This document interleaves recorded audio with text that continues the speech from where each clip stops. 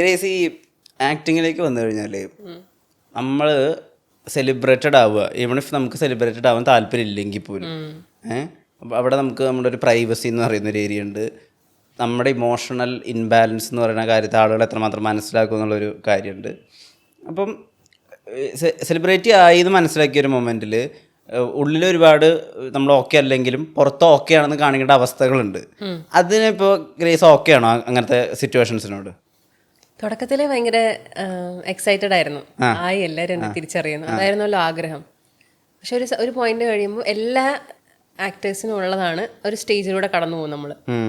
അതായത് നമ്മൾ ഇപ്പം എന്നെ ആരും ശ്രദ്ധിക്കില്ലേ എന്ന് പറയുന്ന സമയത്തായിരിക്കും ഏറ്റവും കൂടുതൽ ആൾക്കാർ അവിടെ ഉണ്ടാവുക. അല്ലെങ്കിൽ നമ്മൾ ഏറ്റവും വേഴ്സ്റ്റ് ആയിട്ട് സിറ്റുവേഷനിലൂടെ കടന്നു പോകുമ്പോഴായിരിക്കും ഇത് ഭയങ്കര ഹാപ്പി ആയിട്ടുള്ളൊരു മൊമെൻ്റാണ്, ഇവിടെ ചിരിച്ച് നിൽക്കണം എന്നുള്ളൊരു ഇതിലേക്ക് വരുന്നത്. അത് ഈവൻ ഷൂട്ട് ചെയ്യുമ്പോഴും നമുക്ക് അങ്ങനെയാണ്. നമ്മുടെ ലൈഫിൽ എന്തൊക്കെ സംഭവിച്ചാലും അന്നത്തെ ദിവസം ഒരു കോമഡി സീനാണെങ്കിൽ നമ്മളത് ചെയ്തേ പറ്റുള്ളൂ. അല്ലെങ്കിൽ ഓപ്പോസിറ്റ് തന്നെ. അത് പ്രൊഫഷനിലും അങ്ങനെയാണ്, വെളിയിൽ ഇറങ്ങിയാലും അങ്ങനെയാണ്.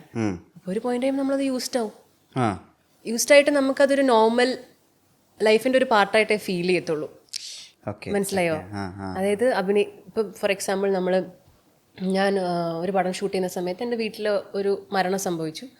പക്ഷേ നമുക്ക് അങ്ങനെ പോവാനോ അല്ലെങ്കിൽ ആ ലൊക്കേഷനിൽ നിന്ന് പോകാൻ പോലും നമുക്ക് പറ്റാത്തൊരു സാഹചര്യമായിരുന്നു. പക്ഷെ അതൊരു ഭയങ്കര കോമഡി സിനിമയാണ്, കോമഡിയായിട്ട് തമാശ ചെയ്യേണ്ട സീനാണ്. നമുക്ക് കരഞ്ഞുകൊണ്ട് നിൽക്കാൻ പറ്റില്ല.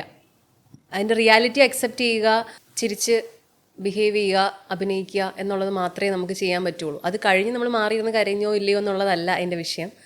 എന്നാലും ഹലാൽ ലവ് സ്റ്റോറി ചെയ്യണ സമയത്ത് അതിലൊരു പർട്ടിക്കുലർ സീനുണ്ട്, ഞാൻ കരഞ്ഞ് ഇമോഷണൽ ആവുന്ന ഒരു സീനുണ്ട്. After meditation. അതെ അതെ, ബ്യൂട്ടിഫുൾ സീൻ, അടിപൊളി സീൻ. ആ സീൻ ചെയ്യണ സമയത്ത് എനിക്ക് എന്ത് ചെയ്ത ആക്ഷൻ പറയുമ്പോൾ കരയാൻ പറ്റുന്നില്ല, കാരണം ഞാൻ അഭിനയിക്കുന്ന പോലെ എനിക്ക് ഫീൽ ചെയ്യാണ്. അപ്പോഴാണ് ഞാൻ ആലോചിച്ചത്, ഞാൻ വരുന്നത് ഈ യൂണിവേഴ്സിറ്റിയിൽ നിന്നാണല്ലോ, അപ്പം നമുക്ക് നമ്മുടെ റിയൽ ലൈഫിലുള്ള എന്തെങ്കിലുമായിട്ടൊന്ന് കണക്ട് ചെയ്ത് അങ്ങനെ ചെയ്യാമല്ലോ. അതിന് ഒരുപാട് ട്രോൾസൊക്കെ ഞാനിപ്പോൾ കാണുന്നുണ്ട് കേട്ടോ അങ്ങനെയൊക്കെ പറയുമ്പോൾ. But still it's A process. അങ്ങനെ ചെയ്യുമ്പോൾ നമ്മൾ കുറച്ചും കൂടെ റിയൽ ആയിരിക്കും. പക്ഷേ ആ റിയാലിറ്റിയിൽ നിന്ന് നമ്മൾ തിരിച്ചു വരണമെന്ന് വെച്ച് കഴിഞ്ഞാൽ നമുക്കത് എപ്പോൾ തിരിച്ചു വരുമെന്ന് പറയാൻ പറ്റൂല. അപ്പം ഞാൻ ഈ ഷോട്ടിന് മുന്നേ ഞാൻ അമ്മയുണ്ടായിരുന്നു എൻ്റെ കൂടെ. അപ്പോൾ ഞാൻ അമ്മയോട് പറഞ്ഞു, എന്നോട് മിണ്ടരുത്, എന്നോട് സംസാരിക്കാൻ വരരുത്, ആരെങ്കിലും എൻ്റെ അടുത്ത് വരുവാണെങ്കിൽ അമ്മ ഒന്ന് മാറ്റി നിർത്തിയേക്കണം, കാരണം ഞാൻ അതിനു വേണ്ടി പ്രിപ്പയർ ആയിട്ടാണ് സെറ്റിലേക്ക് ചെല്ലണത്. അപ്പോൾ എൻ്റെ അടുത്ത് ആരെങ്കിലും വരുവാണെങ്കിൽ ഒന്ന് മാറ്റിയേക്കണം. അന്ന് ഞാൻ വലിയ നടിയൊന്നുമല്ല എൻ്റെ അടുത്തേക്ക് വരാൻ. ഇൻ കേസ് അസിസ്റ്റന്റ് ഡയറക്ടർ വന്നാൽ പോലും മോനെ അവളങ്ങ് വന്നേക്കും കേട്ടോ എന്നൊന്ന് പറഞ്ഞേക്കണം എന്ന് പറഞ്ഞു. അപ്പോൾ അമ്മയ്ക്ക് ഇതെന്താ ഞാൻ ഉദ്ദേശിക്കണമെന്ന് മനസ്സിലാവണില്ല. അങ്ങനെ ഈ ലൊക്കേഷനിൽ നിന്ന് ഇറങ്ങുന്ന വണ്ടിയിൽ നിന്ന് ഇറങ്ങുന്ന സമയത്ത് അന്ന് അവിടെ ഒരുപാട് ചേച്ചിമാരെല്ലാവരും കൂടെ കൂടിയിട്ട് എല്ലാവരും കൂടെ എൻ്റെ അടുത്തേക്ക് വരുവാണ് സ്നേഹപ്രകടനത്തിന് വേണ്ടിയിട്ട്. അതിന് മുമ്പ് ഒരു മനുഷ്യരും എൻ്റെ അടുത്തേക്ക് വരുന്നുണ്ടായിരുന്നില്ല. അന്നത്തെ ദിവസം എല്ലാവരും വന്നിട്ട് എനിക്ക് ചിരിക്കണോ കരയണോ, ഞാൻ ഇങ്ങനെ പൊട്ടാൻ നിൽക്കണ പോലെ നിൽക്കുക. അപ്പോൾ ഇവർ പെട്ടെന്ന് കാണുമ്പോൾ എൻ്റെ മുഖം ഇങ്ങനെ കലങ്ങി നിൽക്കുക. അപ്പോൾ ഒരു ചേച്ചി വന്നിട്ട് എൻ്റെ എന്നാ പറ്റിയെന്ന് വെച്ചാൽ എൻ്റെ വളർത്തിങ്ങനെ കിള്ളിയപ്പോഴത്തേക്കും ഞാൻ ഇങ്ങനെ കുടുകൂടാതെ ഇങ്ങനെ കരഞ്ഞ് എന്ത് പറ്റിയെന്ന് ചോദിച്ചാൽ ഞാൻ ചേച്ചി ഞാൻ അഭിനയിക്കാൻ വേണ്ടി നിൽക്കുമോ, ഞാൻ പോയിട്ട് പെട്ടെന്ന് വരട്ടെ എന്ന് ചോദിച്ചു. അപ്പോൾ ആ ചേച്ചി അങ്ങ് ഭയങ്കര വല്ലാണ്ടായിപ്പോയി. പുള്ളിക്കാരി അത് പ്രതീക്ഷിക്കുന്നില്ല, പുള്ളിക്കാരി പിച്ചീതിൻ്റെ ആണോ ഇനി ഞാൻ കരഞ്ഞതെന്നൊക്കെ ഉള്ള ഇതായിപ്പോയി. അങ്ങനെ ഞാൻ ലൊക്കേഷനിലേക്ക് പോയി നേരെ അഭിനയിച്ച് തിരിച്ചു വന്നു. പിന്നെ ഞാൻ തിരിച്ചു നോക്കി പുള്ളിക്കാരി കണ്ടില്ല അവിടെ. പക്ഷെ അങ്ങനത്തെ അനുഭവങ്ങളൊക്കെ നമുക്ക് ഉണ്ടായിട്ടുണ്ട്. അത് ഒരു മെത്തേഡ് ആക്ടർ ആണോ എന്നൊക്കെ ചോദിച്ചാൽ എനിക്ക് അറിയത്തില്ല. ചില സമയത്ത് അത് ഭയങ്കരമായിട്ട് നമുക്ക് വർക്കാവും, ചില സമയത്ത് അത് ഭയങ്കര ആ സ്ഥലത്ത് അത് ഉപയോഗിക്കാൻ പറ്റിയെന്ന് വരില്ല. ചില സെറ്റുകളൊക്കെ ഭയങ്കര ക്രൗഡായിരിക്കും. ആ സെറ്റ് നമുക്ക് അതിനനുസരിച്ച് ആ എൻവയോൺമെന്റ് നമ്മുടെ കൂടെ കൂടണം. ഡയറക്ടേഴ്സ് വില്ലിങ് ആയിരിക്കണം അത്രയും സമയം തരാൻ. സമയമില്ലെങ്കിൽ നമുക്ക് ചെയ്യാൻ പറ്റില്ല. എന്നോട് സക്കറിയൊക്കെ പറഞ്ഞത് എത്ര വേണമെങ്കിലും സമയം എടുത്തോ, ഗ്രേസ് റെഡി എന്ന് പറയുന്ന സമയത്ത് ഞാൻ റോൾ ചെയ്യുള്ളൂ എന്ന് പറഞ്ഞു. അത്രയും സമയം എനിക്ക് തന്നിട്ടാണ് ആ സീൻ അങ്ങനെ വന്നത്. പക്ഷെ അത് എല്ലാ സെറ്റിലും വർക്കായി എന്ന് വരില്ല. അതുപോലെ തന്നെ ലൈഫിലും നമ്മളിപ്പോൾ ഒരു പരിപാടിക്ക് ചെല്ലുന്ന സമയത്ത് നമ്മൾ ചിലപ്പോൾ നല്ല ഒരു ഹാപ്പി ആയിട്ടിരിക്കുമ്പോഴായിരിക്കില്ല ആ പരിപാടിക്ക് അറ്റൻഡ് ചെയ്യണത്. സ്റ്റിൽ നമ്മൾ ചിരിച്ച് നിൽക്കണം. സ്റ്റിൽ നമ്മൾ ചില ആൾക്കാർ ചോദിക്കും ഒന്ന് ചിരിച്ചുകൂടെയെന്ന് ചോദിക്കും. പക്ഷെ ഞാൻ പറഞ്ഞു ഞാൻ ചിരിച്ചായിരുന്നു, തോന്നിയില്ല എന്ന് പറയും. നമ്മൾ ഉള്ളിൽ ചിരിക്കുന്നുണ്ട്, പക്ഷെ നമ്മുടെ ഫേസിൽ ചിലപ്പോൾ അത് വന്നെന്ന് വരില്ല. അപ്പം എന്നോട് ഇന്ദ്രേട്ടനും ഹലാലിൻ്റെ സമയത്ത് പറഞ്ഞായിരുന്നു ഇന്ദ്രേട്ടൻ, എനിക്കും അങ്ങനെ ചിരിക്കാൻ പറ്റില്ല, എന്നെ അറിയാത്ത ആൾക്കാരോട് എനിക്കങ്ങനെ അവർക്ക് എന്നെ അറിയാം, പക്ഷെ എനിക്ക് അവരെ അറിയില്ലല്ലോ. അപ്പോൾ ചിലപ്പോൾ എനിക്ക് ചിരിക്കാൻ പറ്റിയെന്ന് വരില്ല. അപ്പം ഞാൻ ചോദിച്ചപ്പോൾ ഇന്ദ്രേട്ടൻ എന്ത് ചെയ്യും? ചിരിക്കും, അല്ലാണ്ട് എന്ത് ചെയ്യും എന്ന് പറയും. പക്ഷെ അത് ഉള്ളിൽ നിന്ന് വരുന്നതായിരിക്കില്ല എന്നാണ് കേസ് ഇപ്പൊ നമ്മൾ ചെയ്യിച്ചിട്ടില്ലെങ്കിൽ മറ്റേ ജാടാ സാധനം വരും. അതും നല്ലതല്ലല്ലോ. കാരണം ഇവരൊക്കെ ഉള്ളത് കൊണ്ടല്ലേ നമ്മൾ ഇത്രയും വളർന്നിരിക്കുന്നത്. അപ്പൊ എനിക്ക് ചിരിക്കാൻ പറ്റില്ല, ഞാൻ വേറെ ഇതില്ല എന്ന് പറയാനും നമുക്ക് പറ്റില്ല. അപ്പം എല്ലാരെയും ഒരു എന്താ പറയാ ഹേർട്ട് ചെയ്യാത്ത രീതിയിൽ പോവുക. അതിന് പറ്റാവുന്നത് നമ്മളെ കുറെ കാര്യങ്ങൾ സാക്രിഫൈസ് ചെയ്യാന്നുള്ളത് മാത്രം. സിൻസ് യു മെൻഷൻ പ്രോസസ്, ഞാൻ ഒരു കാര്യം ചോദിച്ചോട്ടെ. ഞാനൊരു ആക്ടറിന്റെ ഇന്റർവ്യൂ എടുക്കായിരുന്നു. അപ്പം അവര് കുറെ ബ്രേക്കപ്പ് സീൻസ് അഭിനയിച്ചിട്ടുണ്ട്. ഞാൻ ചോദിച്ചു ഇതെങ്ങനെയാ അത് ബ്രേക്കപ്പ് സീൻ ഉള്ളിൽ ശരിക്കും ഒരു ബ്രേക്കപ്പിനെ പറ്റി ആലോചിക്കുവോ, എന്നിട്ട് പിന്നെയാണ് പെർഫോം ചെയ്യാന്ന് പറഞ്ഞാൽ ഞാൻ പണ്ട് അങ്ങനെ സ്ഥിരമായി ചെയ്യുമായിരുന്നു അത്ര. എന്നിട്ട് ചെയ്തിട്ട് എന്താണെന്ന് വെച്ചാൽ ഈ സീൻ കഴിഞ്ഞിട്ട് ആ ബ്രേക്കപ്പ് ഉണ്ടാക്കിയ വേദന മനസ്സിൽ നിന്ന് പോകുന്നില്ല. അതുകൊണ്ട് ഞാനിപ്പോൾ അത് നിർത്തിയത്. ശരിയാണത്. ഇപ്പൊ പെട്ടെന്ന് ചിരിച്ചു നിൽക്കുമ്പോൾ ഇൻസ്പിറേഷൻ എടുക്കും റിയൽ ലൈഫിൽ, പക്ഷെ പിന്നെ അത് റിയൽ ലൈഫിൽ നിന്ന് പോവില്ല, കുറെ നേരം പോവില്ല. ശരിയാണത്. ഇപ്പൊ ഞാൻ പറയാണ്, ഫോർ എക്സാമ്പിൾ ഇപ്പൊ നമ്മൾ ഭയങ്കരമായിട്ട് ചിരിച്ചിട്ട് നമുക്ക് ചിരി കഴിഞ്ഞിട്ട് നമ്മൾ ഈ ഒരു സാധനം നമുക്ക് വരില്ലേ, അത് നമുക്ക് അതിന്റെ ഹാങ് ഓവർ കിടക്കുകയാണ്. അതേപോലെ പെട്ടെന്ന് നമ്മൾ കരഞ്ഞിട്ട് കട്ട് നിർത്തിക്കോളാൻ പറഞ്ഞാൽ നമുക്ക് നിൽക്കൂല കരച്ചില്. അത് ഗ്ലിസറിനിട്ട് കരയാണെങ്കിൽ ഓക്കെ കുഴപ്പമില്ല, നമുക്ക് കഴിഞ്ഞ് കഴിയുമ്പോൾ തൂത്തങ്ങ് കളയാം. പക്ഷെ അല്ലാത്ത നമുക്ക് അത് സ്റ്റോപ്പ് ചെയ്യാൻ പറ്റില്ല. അപ്പം നമുക്ക് വേണ്ടത് കുറച്ച് സമയമാണ്. നമ്മൾ മാറി നിന്ന് അതിൽ നിന്നൊന്ന് റിലാക്സ്ഡ് ആയി അതിനകത്ത് നിന്ന് വെളിയിൽ വരാൻ നമുക്കൊരു സമയം വേണം. അതെങ്ങനെയാന്ന് വെച്ച് കഴിഞ്ഞാൽ ക്യാപ്റ്റൻ ഡയറക്ടർ മനസ്സിലാക്കണം ഈ ആക്ടർ പ്ലേ ചെയ്യുന്നത് ഇങ്ങനെയാണെന്ന് മനസ്സിലാക്കാനുള്ളൊരു സെൻസ് ഡയറക്ടറിനുണ്ടെങ്കിൽ ഓക്കെ ടേക്ക് യുവർ ടൈം എന്ന് പറഞ്ഞ് നമ്മൾ മാറ്റിയിരുത്തും. അല്ലെങ്കിൽ ഓക്കെ നെക്സ്റ്റ് ഷോട്ട് എന്ന് പറഞ്ഞങ്ങ് പോകും. അപ്പം നമ്മൾ പാനിക്കാവും. നെക്സ്റ്റ് ഷോട്ടോ അയ്യോ എന്ന് പറഞ്ഞ് പാനിക്കാവും. പ്രശ്നം എന്താണെന്ന് വെച്ച് കഴിഞ്ഞാൽ ചിലപ്പോൾ ഈ ആംഗിളിൽ നിന്നായിരിക്കും ഇത് എടുത്തത്, അടുത്ത ആംഗിളിൽ നിന്ന് എടുക്കുമ്പോൾ ഇതേ ഇമോഷണൽ ഇതേ സാധനത്തിൽ നമ്മൾ വീണ്ടും കരയണം. അപ്പം നമ്മൾ വീണ്ടും ഇതിനെ ഇങ്ങനെ തികട്ടിക്കൊണ്ടിരിക്കുവാണ്.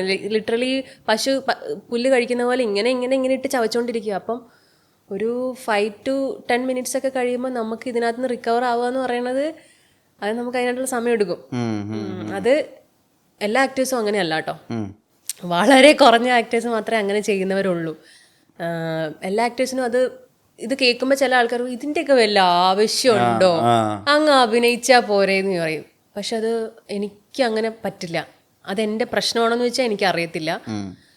മോസ്റ്റ് ഓഫ് ദ ടൈം എനിക്കത് ഭയങ്കര പ്ലസ് പോയിന്റ് ആയിട്ടേ ഫീൽ ചെയ്തിട്ടുള്ളൂ. കാരണം തിയേറ്ററിൽ കാണുമ്പം 10 രൂപ കൊടുത്തിട്ടാണെങ്കിലും ആ ഓഡിയൻ അത് കയറി കാണുമ്പോൾ അയാൾക്കതൊരു കണക്ട് ചെയ്യാൻ പറ്റണ്ടേ.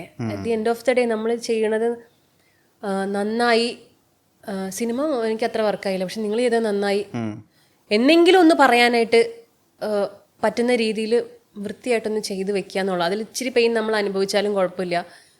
നമ്മൾ കാശ് മേടിച്ച് ചെയ്യുന്നതല്ലേ, അതിൻ്റെ ഒരു കുറച്ച് ആത്മാർത്ഥതയെങ്കിലും നമ്മൾ ചെയ്യണ്ടേ. It's A profession, it's A duty. അല്ലെങ്കിൽ ഓക്കെ നമുക്ക് അങ്ങനെയാണ് എനിക്ക് ഈ സർജറി പോലും ഞാൻ ഗോ ത്രൂ ചെയ്തത്. അതുകൊണ്ടാണ് ഞാൻ കാരണം വേറൊരു പ്രശ്നം അവിടെ ഉണ്ടാവരുത്. അതിൻ്റെ ഏറ്റവും വലിയ എക്സാമ്പിളാണ് ഞാൻ അതിലേക്ക് ഗോ ത്രൂ ചെയ്തു പോയത്. പക്ഷെ അതിൽ നിന്ന് ഞാൻ പഠിച്ചാണ് അറ്റ്ലീസ്റ്റ് കുറച്ചെങ്കിലും പറയണം ഓപ്പണായിട്ട്. എനിക്ക് പിന്നെ ബുദ്ധിമുട്ടുണ്ട്, അത്രേ എക്സ്റ്റെൻഡിലേക്ക് പോകണ്ടെങ്കിലും കുറച്ചെങ്കിലും പറയണം എന്ന് പഠിച്ചത് ഞാൻ ഇതുകൊണ്ട് തന്നെയാണ്. നമ്മൾ ട്രസ്റ്റ് എന്ന് പറഞ്ഞൊരു കാര്യമുണ്ട്. അതായത് വൺസ് നമ്മളൊരു നെയിമായി കഴിഞ്ഞു കഴിഞ്ഞാൽ നമ്മുടെ അടുത്തേക്ക് വരുന്ന എല്ലാ ആളുകളുടെയും അവർ കൊണ്ട് പറയുന്ന മുഖത്ത് കാണിക്കുന്ന ഉദ്ദേശങ്ങൾ തന്നെ ആയിരിക്കില്ല അവർക്ക് നമ്മളോട് ഉണ്ടാവുക. അതിനിപ്പോൾ എക്സ്പ്ലോറേറ്റേഷൻ എന്നുള്ള രീതിയിൽ മാത്രമായിരിക്കണം എന്നില്ല. നമ്മളോട് കാണിക്കുന്ന സ്നേഹം ചിലപ്പോൾ ആ നേരത്തേക്ക് മാത്രമായിരിക്കും, അല്ലെങ്കിൽ നമ്മളോട് കാണിക്കുന്ന ഈ കരുതൽ ആ നേരത്തേക്ക് മാത്രമായിരിക്കും. അപ്പോൾ ഞാൻ ഈ അടുത്തൊരു ഇൻസ്റ്റാഗ്രാമിൽ ഒരു റീൽ കണ്ടതാണ്. ഇപ്പോൾ ആളുകൾ ഒരു മനുഷ്യനെ ഇത്ര വരെ ഇറക്കുള്ളൂ, ഇവിടെ നിന്ന് അങ്ങോട്ട് ഇറക്കാൻ അവർക്ക് പേടിയാണെന്ന്. ഭയങ്കര നല്ല മെറ്റഫറാ അത്. ട്രസ്റ്റ് ഇഷ്യൂസ് ഉണ്ടോ ഇപ്പോൾ മനുഷ്യന്മാരെ? പണ്ടോട്ടേ ഉള്ളതാണ്. അതുകൊണ്ട് തന്നെ ഭയങ്കര ക്ലോസ് സർക്കിളാണുള്ളത്. എനിക്ക് സർക്കിൾ ഉണ്ടോ എന്ന് തന്നെ അറിയില്ല. എൻ്റെ സർക്കിൾ ഞാൻ വരച്ചു തുടങ്ങിയിട്ടുള്ളൂ, കംപ്ലീറ്റ് പോലും ആയിട്ടില്ല. എന്നാലല്ലേ അതിനകത്ത് ആരെങ്കിലും കയറ്റാൻ പറ്റുള്ളൂ. എനിക്ക് പണ്ടോട്ടേ ഉള്ളതാണ് ട്രസ്റ്റ് ഇഷ്യൂ. സ്കൂൾ ലൈഫ് എൻ്റെ ഭയങ്കര നല്ല അടിപൊളി ആയിരുന്നില്ല. അതുകൊണ്ട് തന്നെ നമുക്ക് ഒരു സുഹൃത്തിനെ എങ്ങനെ തിരഞ്ഞെടുക്കണം എന്നറിയില്ല, അല്ലെങ്കിൽ ആ സുഹൃത്തിനെ എങ്ങനെ എൻ്റർടൈൻ ചെയ്യണം എന്നറിയില്ല, അവരുമായിട്ട് എങ്ങനെ സ്റ്റിൽ കോണ്ടാക്റ്റിൽ നിൽക്കണം എന്നറിയില്ല. മറ്റുള്ളവരെ വിളിക്കാൻ ബുദ്ധിമുട്ടാണ് എനിക്ക്.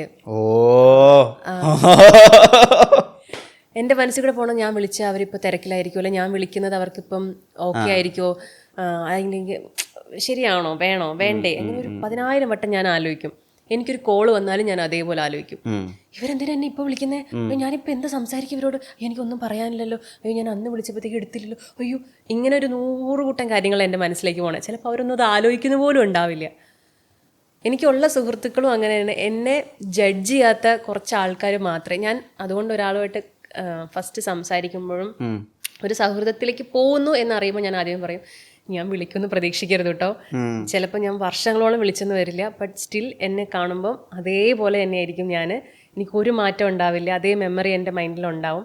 പക്ഷെ ഞാൻ വിളിക്കും എന്നും മെസ്സേജ് ചെയ്യുമെന്നും നിങ്ങൾ എക്സ്പെക്ട് ചെയ്യരുതെന്ന് പറയും. ആദ്യമേ നമ്മൾ പറഞ്ഞില്ലെങ്കിൽ പിന്നെ അവർക്ക് ഭയങ്കര ബുദ്ധിമുട്ടാണ്, എന്താ മൈൻഡ് ചെയ്യാത്തതെന്നൊക്കെ തോന്നും.